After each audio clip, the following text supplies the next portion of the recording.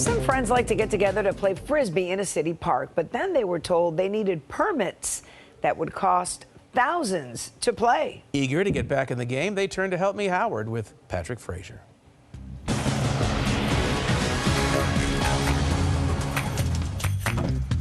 People work hard, which is why it's nice to relax a little. So I love to exercise. And then about a year ago, Sarud met some fellows who exercised by playing frisbee.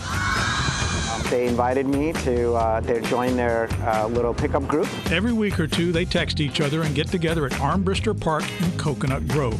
And that is really fun to get around with a bunch of people, throw around, play ultimate frisbee.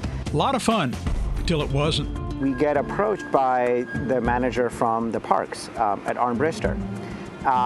And they tell us that we need to have a permit. A permit to play in the park.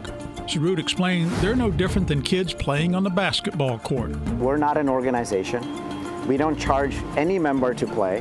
Why would we need a permit? The answer from the park rep?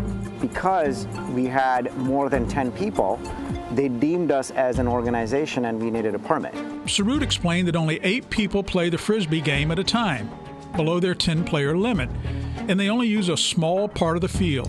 We play at night between 8 to 10 p.m., and usually there is nobody here. Sarud read the City of Miami permit handbook and thought it was clear the guys didn't need a permit.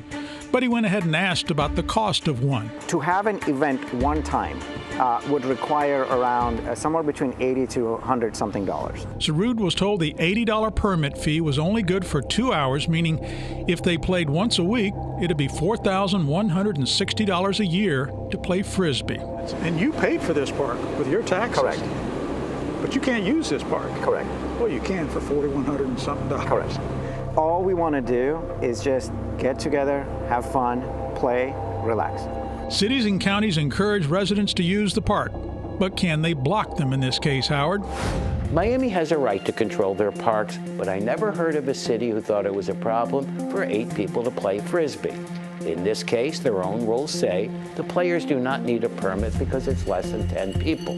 But even if it was 10 kids playing basketball or baseball or adults playing frisbee, it's what parks were made for. Let them play. From the Believe It or Not category, when we went over to Armbruster Park to talk to Sarud, 3 fellas came over. The first words about a permit. They got a permit already?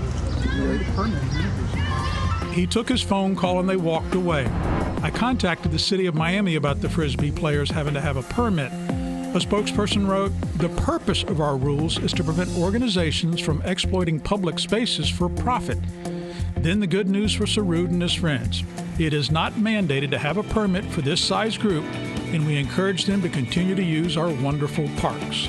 It's great that the city understood that we're just citizens trying to enjoy the park. Now, if a few kids want to play basketball, they don't have to pay, and adults don't need a permit to throw a frisbee. Thank you so much, Patrick, Johnny, and Channel 7 News. I really, really appreciate all of you. Johnny's our photographer who shoots the Help Me Howards. Glad we could straighten out that little misunderstanding at the park. And I admire people like Sarud who see something wrong and want to fix it. It's the kind of people that make doing Help Me Howard so much fun for us. Someone parked a problem with you, want to exercise your rights? Toss it our way and permit us to help for free. With this, Help Me Howard and Patrick Fraser, 7 News. Let them play. Let them play. It worked out.